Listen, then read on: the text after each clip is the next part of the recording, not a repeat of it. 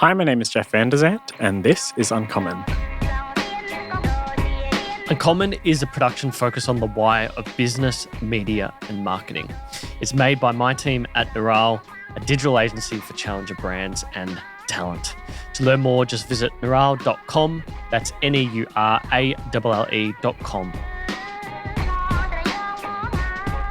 My guest this week, Jeff van der Zandt, co-owner and director of Workshop Creative and TikTok creator. You still warming Milo up in the microwave? Yes, and I didn't realize that was apparently the wrong thing to do until I did it, and everyone was horrified. Who said this was the wrong thing to do? The comment section? Yeah, the comment section of that post, yeah. What do you reckon, Jacob? Because I used to do that. Yeah. Like, I feel like that's pretty normal. I feel like a lot of people put hot water in it. Yeah. For a hot Milo. Right. Which I'm like, I don't want to water in Milo. I'm just thinking back to that actual post you made because I was just trolling through your profile yesterday again. Wow, you went pretty far back. Yeah, I did go very far back. We have tools for these things. Yeah, great. It's actually really interesting looking at your profile on this system called Trend Pop, and like when you see the whole picture of like the data. Right. It's really, really interesting because TikTok just doesn't give much in terms of analytics. Like it'll give you total numbers, but it won't give you like specific stuff, if that makes sense. So I can tell like the posts, I was just looking back out of curiosity, the posts that brought in the largest amount of followers for you. Oh my God, I don't even know that. Yeah. It's really interesting because you can see like progressive growth and like the percentage of growth. So there's sometimes where you've done a post and you've grown by like 5% in a day. Yeah, wow. Which is pretty big. And I couldn't even tell you what that was. I could.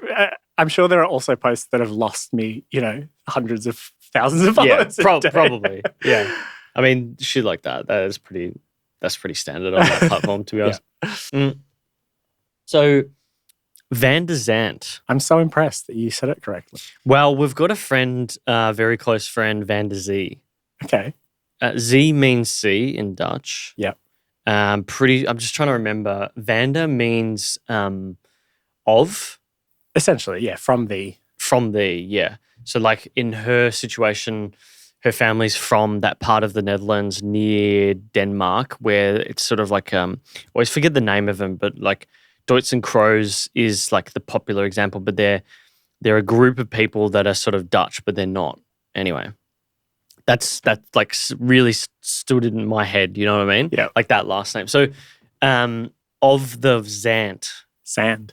Where is that? From the sand is all I know that means. I don't know exactly where that is in Holland, but from the sand is what I've known that to mean. And it's your dad or your mum? My dad. And he came here, like he was born there?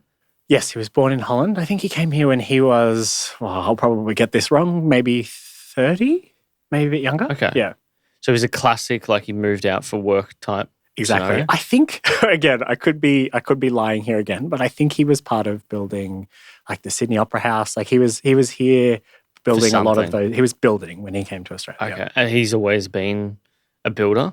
I think it was just whatever job that he could find at the time, really. Like he was a plumber, he was a labourer, he was, just like anything that could get him out of Holland and get him working in Australia. And what about your mum? So your mum's from the Philippines. Correct. How did they meet? They met at an embassy, I think. I think my dad was a labourer at the embassy and she was a cleaner. At which embassy? Oh, I couldn't tell you the embassy. Maybe the Argentinian embassy. Don't quote me on that. That's what sticks out in my mind. But I think they met there, but then just a casual kind of like, oh yeah, hey. And then he put this is how old they are. He put an ad in the classifieds like looking for a friend, like, international person looking for a friend. And she responded. Really? Yeah. And then they were like, oh my God, it's you from the embassy. And that's it. Because I can imagine how this goes, like in my building when the cleaners come in at like 6, you're like, hey, how's it going? Like, how's your day? Because you're trying to like build like a relationship. Totally. It's a different environment. I think you're just trying to be pleasant in that scenario. Yeah. Yeah. And they're like, oh, it's a hard day. And they're just picking up the bin and emptying. And so you can see how that conversation would begin. That's quite interesting. What is your earliest memory? Oof. It's probably being in the Philippines. I used to go to the Philippines sort of once every 2-3 years from when I was a baby till about when I was 17, I reckon. Okay. So I have a lot of really early memories in the Philippines, being at farms and When you say the Philippines, so where's your mum from? Is she from a regional area or Manila? she's from Manila, but just like one of the little towns in Manila. Yeah, right. But her family owned a farm. So I remember spending a lot of time there. Okay. And what do you remember about that time there? Being terrified of chickens. Like they have these massive chicken coops, and like even to this day, I think I'm still scared of like really flappy birds. But like I have this really early memory of like walking through the chicken coop and there being all this like really thin bamboo and just like chicken feathers everywhere. It's just terrifying for a young kid. I don't know. Yeah, they can be like. And where did you grow up? Like, were you in a sort of city environment? Yeah, from Canberra. So like the most sort of dry, full of buildings. Yeah. So city boy through and through, Totally. and then you go back to regional Manila. Yeah. And I can imagine these big cockerels or chickens getting in your face, and you're like, "Fuck." Yeah, and so many cockroaches too. One trip when I was there in the Philippines, I got bitten on the eye by a cockroach. Really? While I didn't slept. realize cockroaches bite. I know, right? Neither did I. And then I woke up, my eye was swollen, and they were like, "Yep, you've been bitten by a cockroach." Wow. When was the last time you went back to the Philippines? For my 30th birthday, I was there for my cousin's wedding, who is basically the same age as me, and so I just stayed on for an extra couple of weeks, went to an island with some friends for my 30th. Did you go back to Holland much as a kid? No, because it's a lot easier to go to the Philippines. It's so cheap and like it's only 8 hours, whereas like to go to Holland, it's such a it's 20 plus such hours. an effort. Yeah, Easy. Totally. I think I've only been once as a kid, and then I went once as an adult. And does like your dad have much family back there? Yeah. A lot of his brothers and his sister are still there. Okay, interesting. Although I can speak almost no Dutch and I can speak fluent Filipino. Really? Yeah. Yeah, I've got a theory about this that it comes down to what language the mother speaks. Oh, really? Because like at the end of the day, when you really learn a language is sub 4, right? Like it's really ingrained in your mind. They talk about how like kids, you've got to like introduce them to language really early. And yeah, I think it's if you're under 4 and it's often defined by, unless you've got really headstrong parents, it's often defined by how stringent your mother is. So the examples that I have in my family is all the men are Greek family. Most of their wives are not. Most of the kids, they speak Greek, but most of the kids do not. And we have family friends that are from, the guy is from France and the wife is Australian as well. They have no family, so they've been adopted basically into our family Christmas type Easter scenario. And he is very headstrong about, he only speaks French to the boys, so that they learnt French as part of that. And it was just something I noticed growing up with Greek friends as kids, like the mother was always really like adamant that you should learn Greek. So I don't know a word, like I know a lot of things like food, counting, alphabet, random phrases like hello and goodbye and thank you and all that. But yeah, I just don't know anything. I feel like it became a party trick with my mum, or like a lot of Filipinos sort of like teach babies or like kids how to count, or like they teach them Filipino words because it's like fun. I don't know, like it's this party trick that they can then show to their friends. Like, look, you can count in Tagalog. Yeah. And so, there was just always that Filipino language growing up, whereas there was almost no Dutch. I really want to go to the Philippines. We've got 2 Filipino talent, half Australian, half Filipino talent on our roster.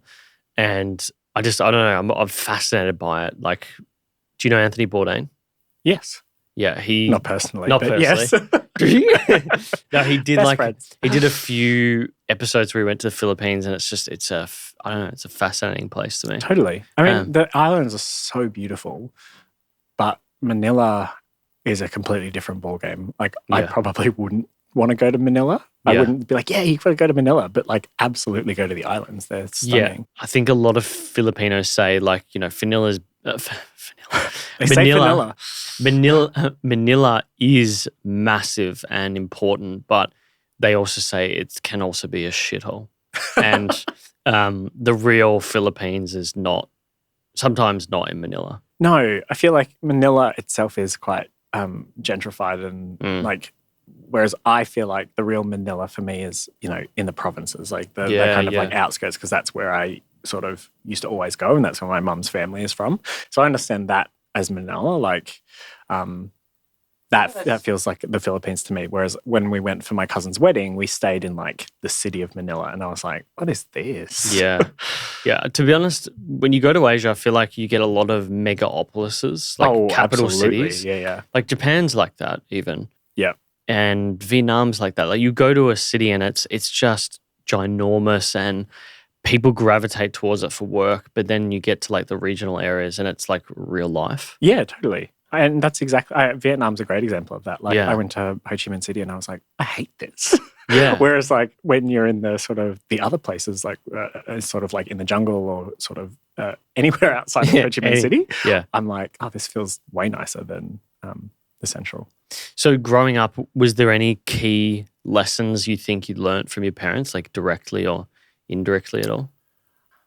Look, I would say that my mum is really creative with her hands and my dad's really creative with his brain. Okay. I reckon they're probably the two things that I learnt from both of them. Like my mum was always, I have lots of memories of my mum making things. Like she used to make my pajamas. She used to help me with dioramas. Like she was always really clever with physically making things. Mm-hmm. My dad as well, to some extent, making furniture and things like that. But he runs his own business.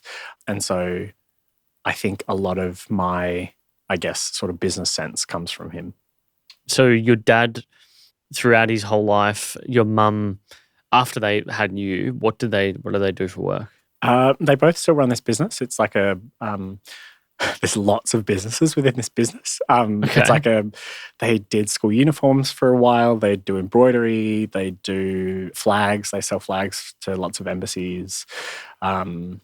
There's lots of different. They did like sort of glass etching for a while. I remember this massive glass etching machine that I used to play with as a kid.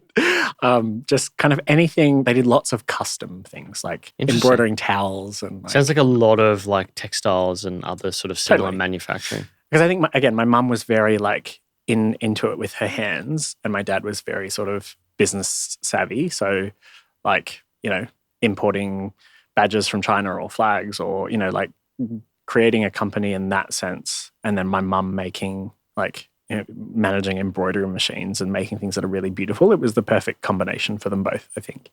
Do you think that, like we were chatting in the lift as we were coming up and talking about, you getting into your own business, do you ever feel like, you were frustrated in a corporate environment? Do you ever feel like that sort of influenced you at all and you really just found it?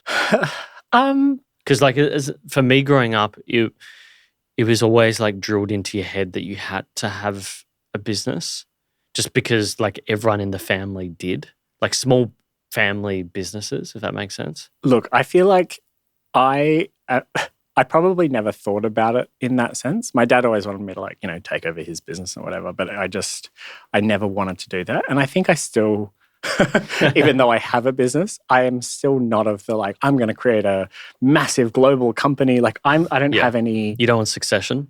No, none of that. But I don't look for, that's not something that I dream about. Like that's not something that I want for my life. I think having done a lot of the corporate thing, my goal was only ever to, this sounds really corny, but my goal was only to just be happy in doing something that I loved.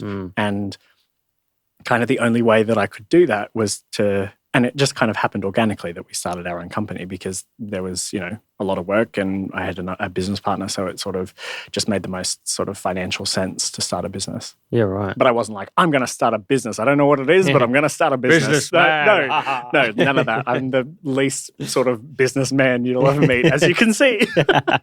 Hey, look, business today, I mean, particularly when you're in the marketing space, that was because my parents were adamant that I had to do a profession and the best thing I could pick was like accounting and banking. And I came out of it, I hated it. So I worked in finance and marketing and sales roles, and I always noticed that those roles better suited my personality trait. And then eventually as I got into the marketing industry, I was like, okay, this makes a lot more sense. Yeah. So I think it's pretty commonplace. You'll rock up at an agency and people in shorts. Totally. So, yeah, it's not a big thing. When we look at like your studies and early career, so you did Bachelor of Advertising and Marketing, design major. Yep. So essentially you're a graphic designer by trade. Yeah. When you think about it. I mean, really, my mum was like, you have to study something. I wanted to be an actor, and she was like, over my dead body.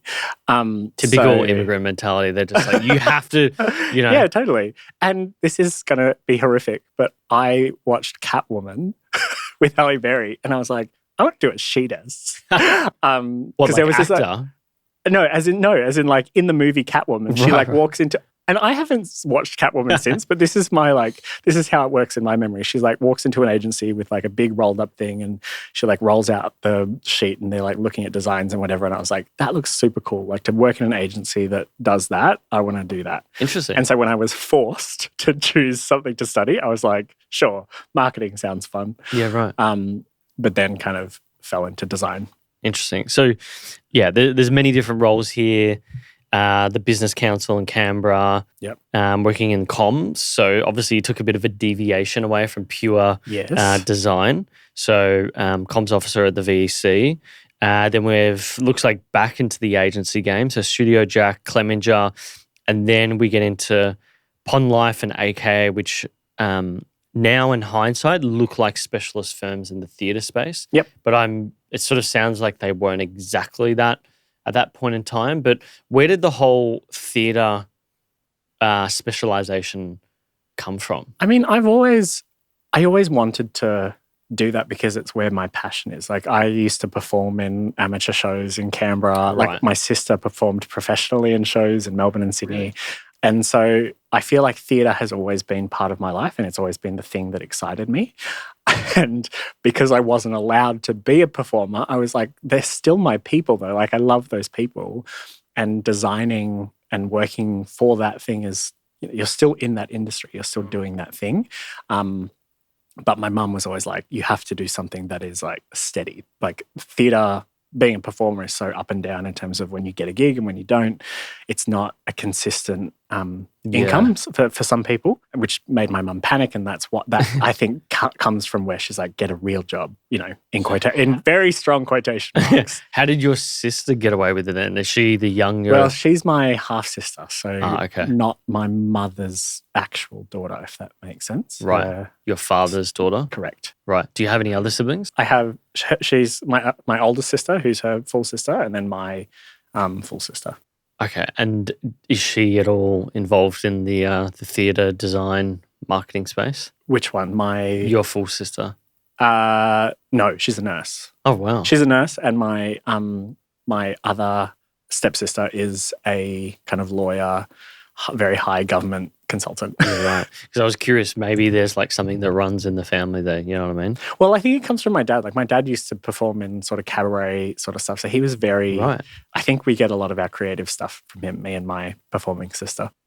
Before you jumped into the agency, when you look back at that period, was there any golden principles, marketing, business or otherwise, that you sort of picked up and were adamant about with Ash? In which way, sorry? Like maybe there is an approach that you guys go about creative things, or maybe there's an approach in the way that you go about your business. Like obviously you got this specialization. So I would assume there's something that still is just ingrained there in your head every time you deal with clients or deal with work in this space. Look, I feel like having spent a lot of time miserable in my 20s, being overworked and too stressed, I feel like the thing that we say the most often to each other in our current business is life comes first. Interesting. Like there is no amount of work that will kind of make you happy. Like you can work all week, all night, all weekend, like, and the work will still be there, whereas your life won't. Oh, no, not won't, but like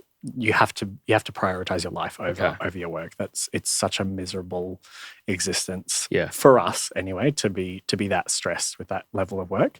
And at the end of the day, we're marketing musicals. Like, life should be fun. Yeah. And I do also feel like the work is better when you come at it from a better mindset like that, when you are happy in your life and you're not stressed and like doing things for the sake of, having to do them. Like, I think that's why we ended up making our Instagram handle It Isn't Work, because we were both like, this is the thing that we both are super passionate about and that we love doing, and that it's that thing that time goes by and you're like, oh my God, where did the day go? Like I used to design till 3 a.m, designing posters for things because I just didn't see the time go by, and I'd be like, oh, I'm having a great time designing this thing. That's the thing that I'm chasing. I'm not trying to set up a big agency. It's like that. The thing I'm chasing is there's a feeling where I do this like happy dance unconsciously that I'm like, oh yeah, like dancing as I'm designing. And I'm like, oh, you're in that like flow space of like you being really happy with what you're creating. Yeah. But also you guys, it sounds like you guys are innately tuned into something that a lot of creatives don't realize over their entire life, is that one, you have to specialize, but it's not the be all and end all to scale up with just more stuff, more. Totally. It doesn't make you happier. It doesn't make you more money. Oftentimes it's actually you specialize and you make the supply of your services less and less. 100%. And that is what allows you to grow. Yeah.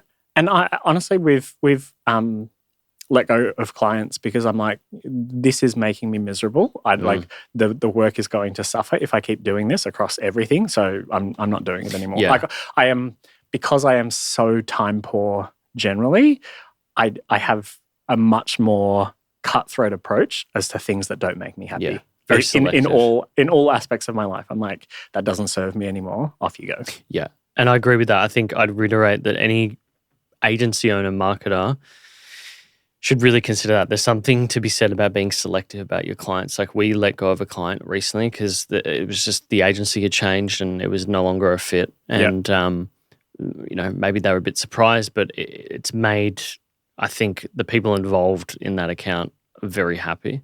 Yeah. Because it just opens us up to other opportunities.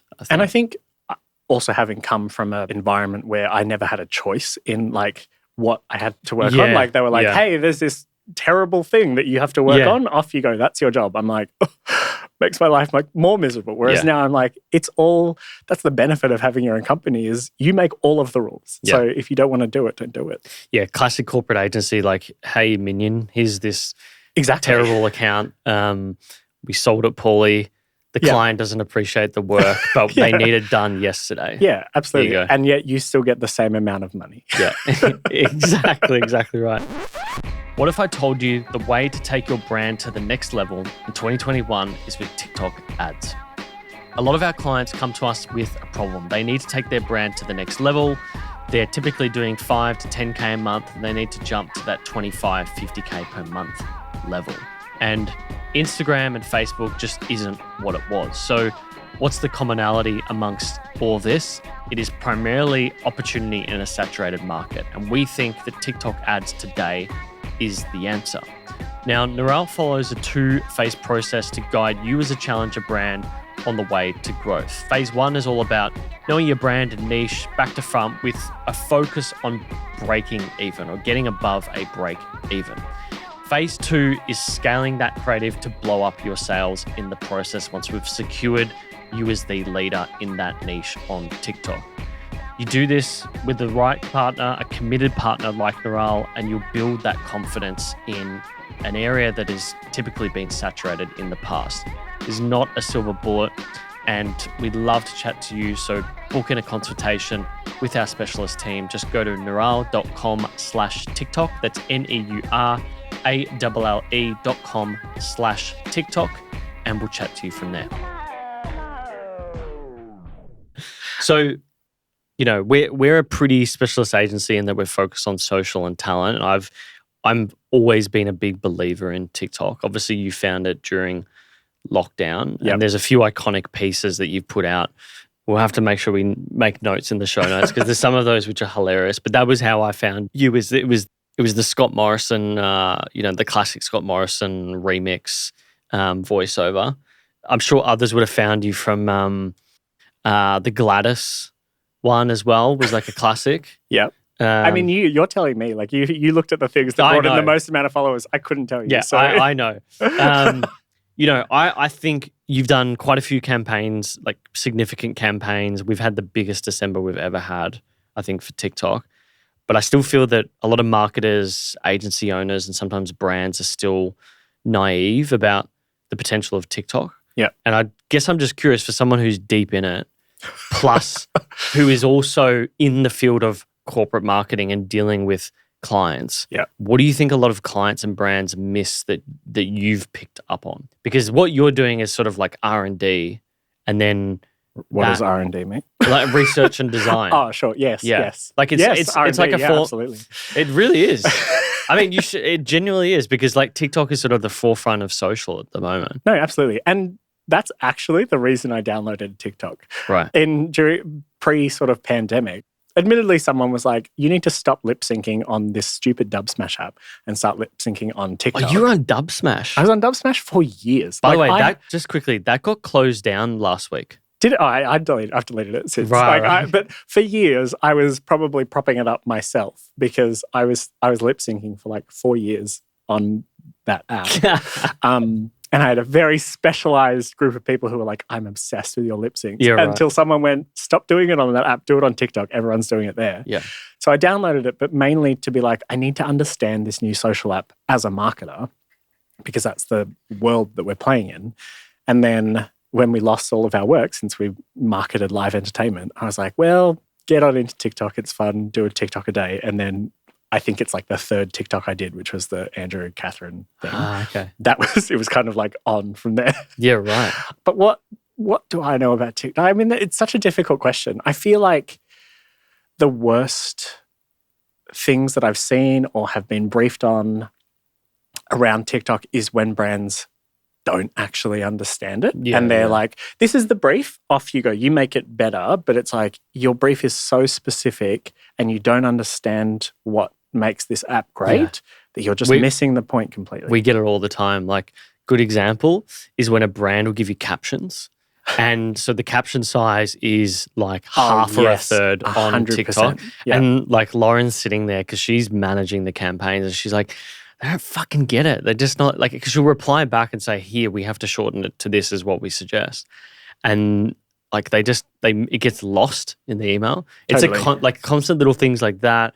A big one I have, and you've probably had it on campaign briefs as well, is where they give you like really something scripted, but you say the idea of an ad on TikTok is to make a TikTok, right? So it's got to fit into your regular formats. It can't just be this sore thumb that sticks out on the profile. Yep. Like I saw one recently, this guy, he's starting to do my head in, Daniel Gorringe, he just like looks at cringe stuff and he just has like this, like that's his face reaction to every video. Yeah. So that's the whole of his profile. And then yesterday, he has an ad for some like Viagra pill.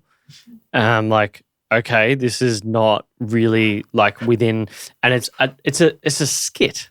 He never does skits, and and surprise, surprise, it does poorly. Yeah, and so that is a big one for me as well. Totally, and I feel like it's probably the only time that I've had a massive argument with someone who's hired me for something is when they wanted me to do more than we'd negotiated, and they were like, why don't you want to do this? And I was like, because it's not funny. Like, you're asking me to do something which, like, no offense, but a 50-year-old man has written, and it's not funny for this, for what, like, it's you're trying really hard, but it's just not good. And I don't think I want to post it because I don't think it's funny. Yeah. There's nothing I can do to this that'll make it better. Yeah. What's the reaction when you come back to people like that? Well, they just disagree, obviously, because they're personally offended that I don't think that their stuff is funny. But but then on the flip side, the best briefs I've had have been like, hey, this is the product.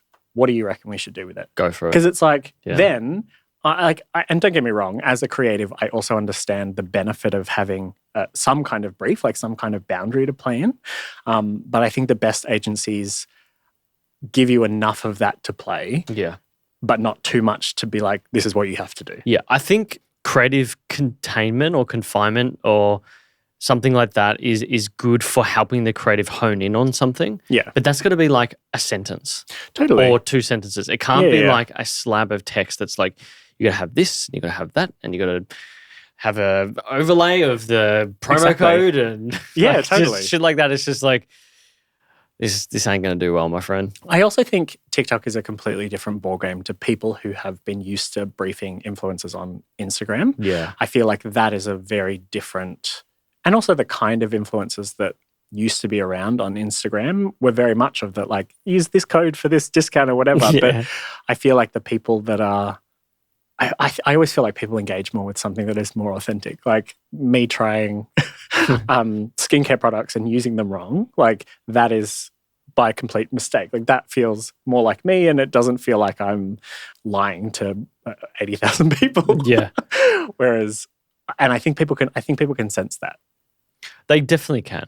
And you can see it in the brands that reach out too. Like I turn away a lot of brands and talent are surprised sometimes. But, you know, sometimes when you get a brand that says, hey, do you want to promo this discount code system? It's like, absolutely not. Yeah. Like I'm not going to be associated with this, and this is not good for your brand. Yeah.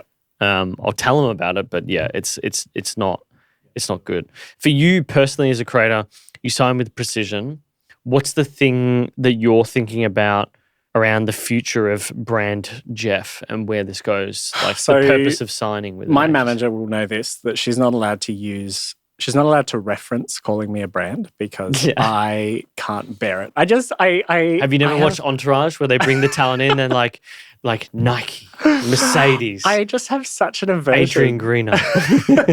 I have such an aversion to it because it's not something that I ever wanted. I kind of fell over this life, I guess. And so I don't look at myself in that way. And so I didn't sign on a management team to be like, yeah, make me a superstar. I feel like something that I live by is, well, more recently is just because you can manage it doesn't mean you should. And I feel like bringing on a manager to sort of deal with a lot of the finances and admin and back and forth of agencies, I can absolutely do that. And I did do it for 2 years, but I don't have to do it. So they're amazing and I love everything that they do to take a lot of that stuff off my plate so I can actually focus on the creating part, the fun part. Do you think that is like the key value proposition that a lot of management and agency teams offer? Maybe.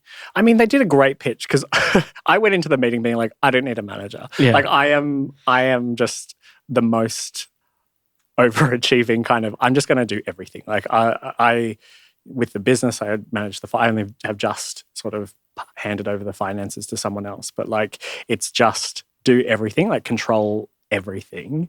But again, just because you can do it, it doesn't mean you should. Like, because I'm so time poor, I need to hand off the things that I shouldn't be doing so that I can focus on the things that I love and the things that make me happy.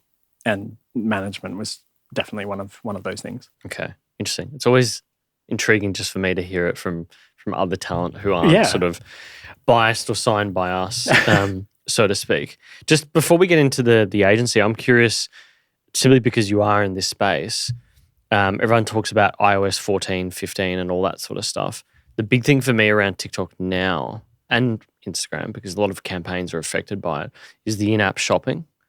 Have you guys, have you thought about that much as a feature on the platform? I guess it's hard because like you deal with a lot of businesses that are sort of like experience-based. So how do you integrate that into the marketing process is a bit harder than say someone who has an e-com product. Exactly. But I guess I'm just curious, have you formed any opinion as yet around the sort of in-app buying stuff that's starting to come out? Not yet. And as you said, I think it's because it hasn't really affected our world so much because so much of our client base has to go through Ticketmaster and Ticketek. All of that stuff has to go through there.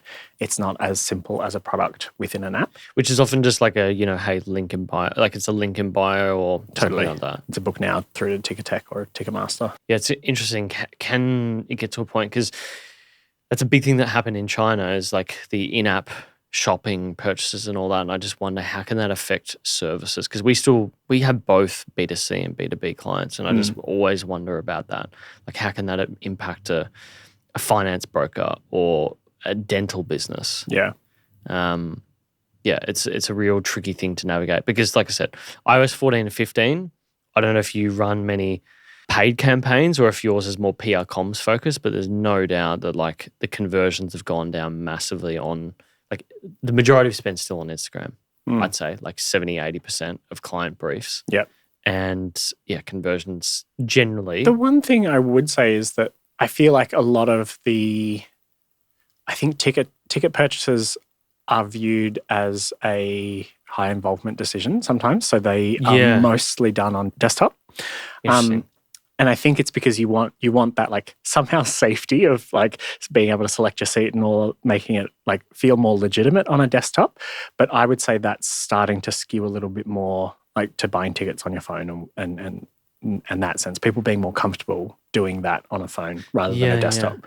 I agree with that. So we might get there eventually, but it's a very slow burn. That is, dude, that's really interesting because, the bulk of your purchases are done via Ticketek, and who's the other big Ticketmaster.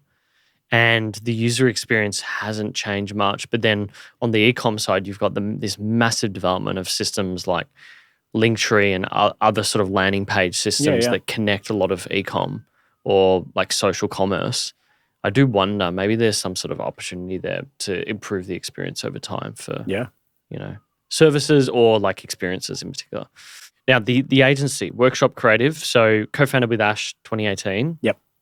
We've covered the specialisation. Many major clients. We've got Moulin Rouge, Hamilton, School of Rock, just to name a few. When I look at the campaigns, I really like the way that you guys approach it. Like I can see how things like TikTok have impacted you, but also like your innate creativity that aligns with the platform, because I was just looking at there was one in there where like you guys had done like a hero around the characters and not just like come buy tickets to this show, roll up type shit. Totally. It was really like it looked like a TV scene, and it was really strategic and not just transactional. Totally. I guess I was curious, why was Ash the right person to do this with? Like, how did you two get discussing this? I mean, admittedly, Ash is one of my best mates. So that's like option number one. But we used to sit next to each other at the agency that we used to work at. And we were both both excelled in the creative area, but both had different skills. So like I was always obviously the sort of creative design, making things look beautiful. And that was the stuff that I knew that I could nail instantly. On his side, he was always like nailing TV and radio scripts and sort of that world, writing copy for flyers or EDMs or Facebook ads. And so we would often sort of help each other with those two sections. To be like, can you read over this like thing that I've written? Can you look at this design? Why isn't it working? Like that kind of thing. And so I left the agency before him and I just went and freelanced for a while. But it got to the stage where I was getting so much work and there was so much potential work that I was like, I don't want to do that. Like I could do that, but I don't want to. It's not what makes me come alive. It's not what I'm passionate about. But I was like, it's totally what Ash loves to do. There just was this sort of gap in the market for someone who specialized in just creative. I feel like a lot of the creative agencies in the entertainment world are like, we do everything. Yeah. And it's not all of them, but some of them are like, we do everything, and some things are pretty bad. Like we'll do everything kind of mediocre. Yeah. Or maybe they just did really good media and they kind of tacked on creative. And so, there was this, we both were really keen to make something, that we loved doing and that we were passionate about, but also to try and do things differently. I think, as you've kind of said, like there's a lot of theatre marketing campaigns that, if you're in the industry, look exactly the same. It's like, oh, yep, different footage, same kind of quote, the same quote is in the same place. You're going to say like the best thing you've ever seen, like chuck the quote there. It's very formulaic. Yeah. And the thing that we wanted to do, aside from doing things that we loved, was to do things that are different, to try and break the mold of what has always been done. Like, I think when we both started working at the agency, that there were shows that were doing a lot of press and a lot of posters and flyers and that kind of marketing. And now it's a completely different world. Like there are some shows that we work on that don't even make a flyer anymore, which to us 6 years ago would have been like, what are you doing? You're not making a flyer? Yeah. Even groups markets and things that used to be massive back then don't really exist anymore. They're not how you sell a ticket to a show. So I feel like now is the perfect time to be trying to reach people in different ways. And we're becoming such a digital age that things move so much faster. So to be able to be swift and to change your strategy just, on a whim is a great kind of position to be in. Yeah. And like you said, it sounds like the standing out component is a big thing with that. It also sounds very similar to Lauren and I starting our agency in that you had a skill set and Ash had a skill set. Yeah. And it paired well and you weren't going to step on each other's toes. Totally. Which is very important when you've got a co-founder. Because it's like a marriage. It's a marriage. Let's be honest. Absolutely. Yeah. Yeah. It's all you think and talk about together. We laugh sometimes because when we started the business and we were like, these are the things that I'm going to look after. These are the things that you're going to look after. One of the things I said to him is, I want nothing to do with social. I want like no part in it. Really? Cut to now. Yeah. Kind of me falling over it. I don't know. Yeah. That's so funny. It was just not something that ever interested me. I'm like, oh God, social, yuck. Yeah. What do you think? Like, you guys have got these different skill sets and you've been in this sort of specialist space for a while now. What's not changed about the marketing of a theatre production or a live event? That at the end of the day, the way to connect with someone is through emotion. I think emotion is the thing that moves anyone, that changes anyone's behavior. And so being able to tap into some kind of emotion in what we're trying to market or how we're trying to communicate, that's the thing that'll get things across the line. And there are a million ways to do that. And I did notice, like when we were talking before about you making this particular campaign, like the hero being the actual characters themselves, or when I say characters, the people that are in the ad, not the characters of the show. No, totally. Yeah. But there's an emotiveness about it, and that they're singing along to the songs that back end of the show, and it really clutches it. Like, this is how I noticed, because I was doing my research, I was going through my notes, and I was just playing a few interviews in the background, a few ads, just to get the vibe, you know. And I turn on one, and it's got an ABBA song in it, and my wife, who sits just there, just starts singing to it innately. Yeah. And she's like, God, I'm my mother's daughter. And I'm like, yeah, it's so funny how that connects with people. So I feel like you guys really nailed that on the head. Totally. If that does that for someone, then yeah, absolutely. And that was Ash coming up with that when he was at AKA. But it's totally that. I think that was probably the first spark for him of, we don't always have to just show the show. Like, there are more ways to talk about shows than just being like, hey guys, this is what's on stage, isn't it beautiful? Like, there are so many more experiences that you can focus on to market a show. When you look in hindsight, you're 4 years in now, is there any downside, do you think, to being like a specialist agency? Like, yeah, we can talk about COVID, but that's sort of like a 1 in 100 year type event. Yeah. To be fair. Yeah. Is there anything else that sort of bugs you at times when you look at yourself as a specialist now? Look, there are definitely jobs that I have turned down because I'm like, I physically don't have the time to do that.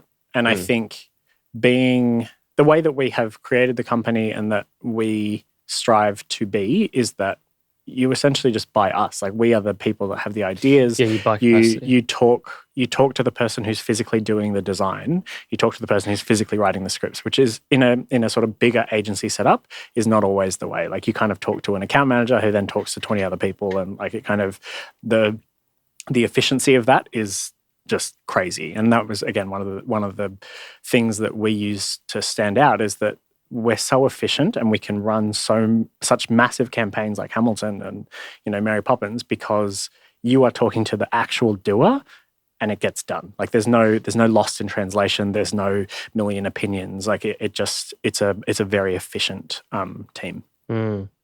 Yeah, I can see what you mean. But so in that sense, there's only kind of so much capacity that we can do to continue to do what we do well. Yeah, so there's always like a nagging feeling sometimes maybe that like, oh, should we go hire a bunch of people so we can do this work? Totally. Yeah, so you're sort of like, it's this balancing act. But see, I guess for me, this is where I'm like, just because you can doesn't mean you have to. Yeah.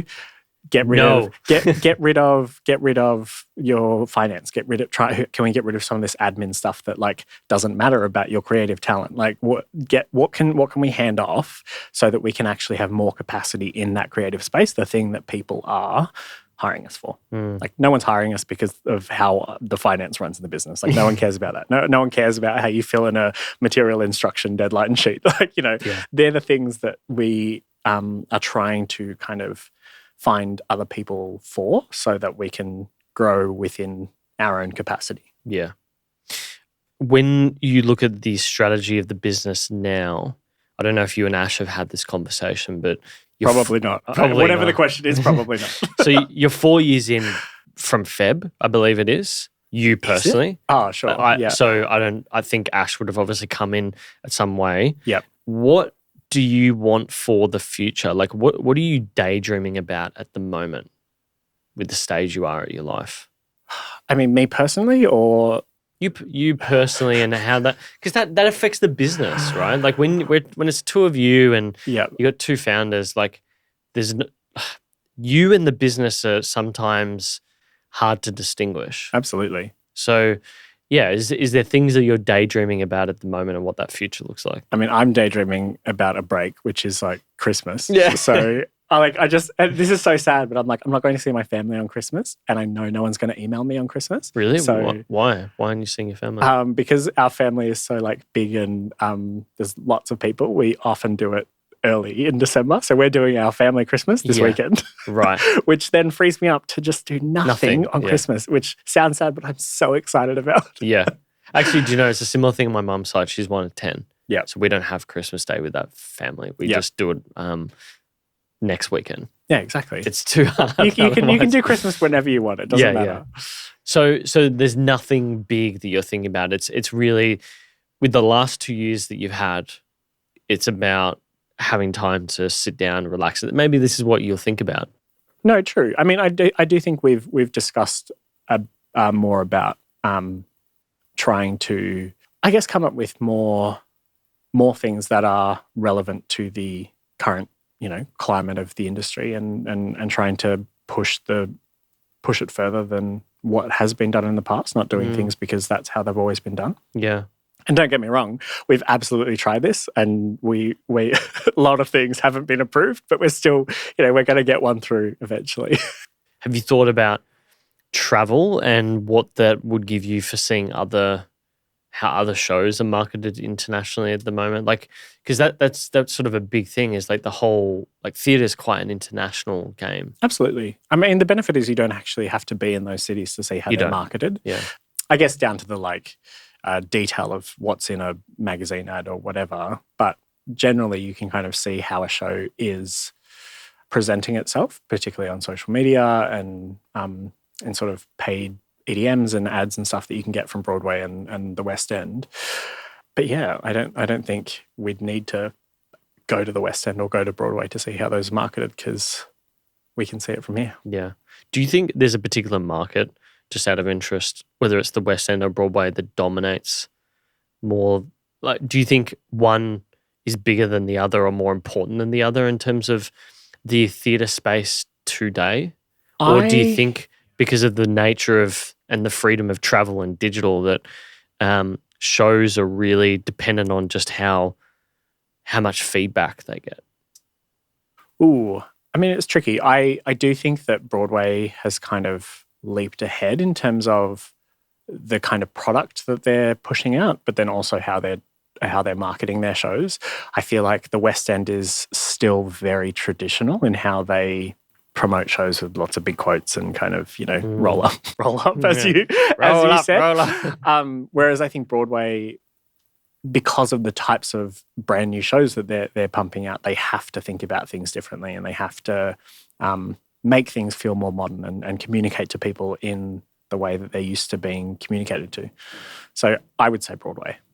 Yeah, it was just really interesting watching an interview recently with Ari Emanuel, who Ari Gold is actually based off, right? Who runs Endeavour Group. So they're like the biggest talent business in the world, and they were talking about the impact on the theatre business, the movie business, like impact, COVID, how it impacted it. Yeah. And how that sort of transformed the experience, so to speak.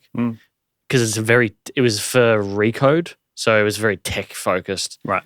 Show, and they're like, it's Karen, what's her name, Switzer or whatever her name is, and she's like ranting on about how people aren't going to go to movies again or the theatre again. And I'm like, bullshit. Like, all I want to do right now is fucking go to the cinema.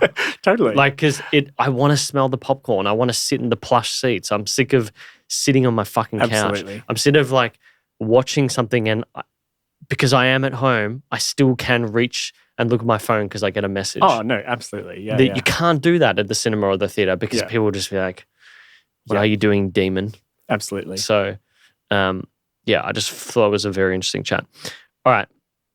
Before we jump into some rapid fire questions, we listened back to a few interviews that you've done, which is always interesting. Oh God, what have I said? No, I was curious. What's the question you get all the time on these sort of shows that you can't stand? I don't know that I can't stand any questions. I feel like the one that I think is the most uninspiring is, how do you think of all your content? Yeah. It is like the classic morning show. I'm not going to think about this too much. Just ask him some questions. Yeah. Like put an open-ended question. That is, I agree. Like that's the thing is like I feel like the art of the preamble is something that's lost in a lot of these shows. Yeah, absolutely. What do you wish you could talk about more? About how bullshit social media is. I don't know. Honestly, I feel like there's so much of it.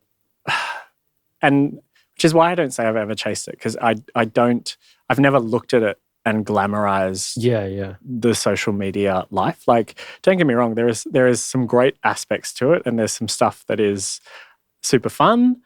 Maybe for some people, like, who are just like desperate for attention, they enjoy that. Me personally, I would say I'm a relatively shy person. So whenever I'm out in public and people are like pointing at me or whispering about me, I get so anxious. Yeah. Don't do that. No, but like I just feel like it's such a broad, there's so much stuff that kind of happens to you in that social media world.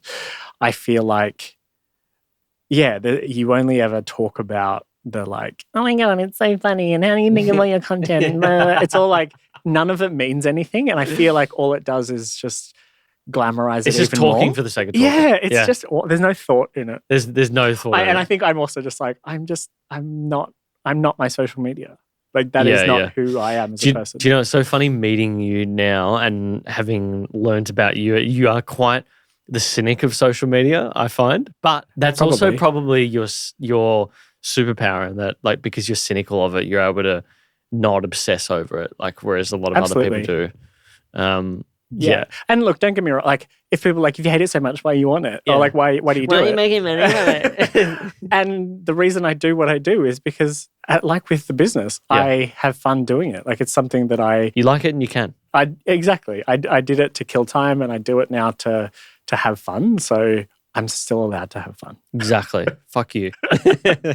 All right, rapid fire questions to finish things off. Bring it on. Book that you would recommend to the audience. If I had to choose one, it would be, and my friends know this, it's the book I've recommended to like literally everyone. It's called You Are a Badass by Jen Sincero. Okay. I feel like I read that as I was wanting to quit the agency life, and reading that book made me resign. What's the synopsis of the book? It just tells you that you can be a badass. Okay. It's essentially about a woman, a kind of entrepreneurial sort of woman, and she talks about her processes, and it's a little self-helpy. Like, so if you despise those books, don't read it. Sometimes we need those books. But there was things in it, like, I think she's talking about like doing something that you love, and she says nothing is unstoppable as a freight train full of fuck yeah. And I'm like, absolutely. Like, that is definitely something that I live by. If I'm like, fuck yeah, this is exciting, like you'll get shit done, and you'll be really efficient. The other thing was, the part that made me quit my job was jump off a cliff and build your parachute on the way down. And I was like, that's absolutely it. Like, I quit my job with nothing to go to, but because I had nothing to go to, fuck, that made me work. Like, that made me create and do work and make things so that I landed on my feet. Interesting. Yeah, I'd agree with that. And it sounds like you're sort of an introvert, like an agreeable introvert. Yeah. So when you read a book like that, it can be transformative. Like, a lot of people poo-poo self-help, but I find that if there's a book that speaks to a certain element of your personality, it can be the thing that just opens all these doors. And don't get me wrong, there's lots of stuff in there where she talks about like a greater power and all that stuff, which I'm like, no, thank you. Yeah. A lot of people do that. Like Tony Robbins is really religious. I don't think people realize that. Like he's very, very Christian. I mean, she doesn't talk about Christian in the sense, but she does talk about like the universe and the greater power and all of that stuff, which I'm like, I'll just skip over that. But there's lots of like stuff in there that she does talk about that I found really useful. I'd agree with that.